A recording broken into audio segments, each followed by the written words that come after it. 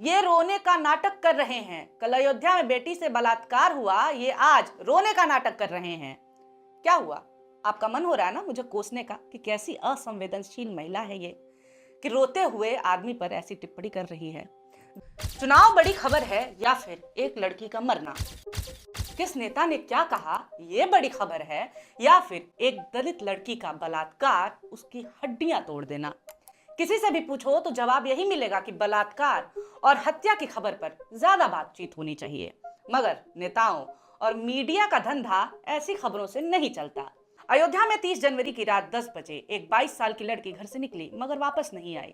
परिजन उसे ढूंढते रहे। इसके बाद 31 जनवरी को अयोध्या कोतवाली में अपहरण का मुकदमा दर्ज कराया गया। 1 फरवरी को गांव से 700 मीटर दूर जंगल की नहर में उसकी न्यूड यानी नंगी लाश मिली।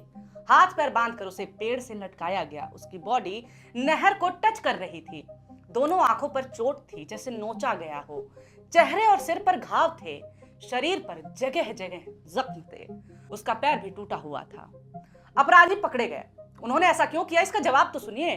पुलिस पूछताछ में आरोपी दिग्विजय सिंह ने बताया कि हम लोग खेत में शराब पी रहे थे।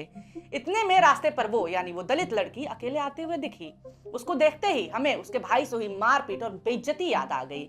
मैं गुस्से में उसकी तरफ दौड़ा। मुझे देखते ही वो खेत की तरफ भागने लगी। मैंने दौड़ा करके उसे दबोच लिया। वो चीखने लगी। मैंने उसके दुपट्टे को ही उसके मुंह में ठूंस दिया, लेकिन वो विरोध करती रही। बेइज्जती भाई ने की मगर बदला बहन का बलात्कार करके लिया गया।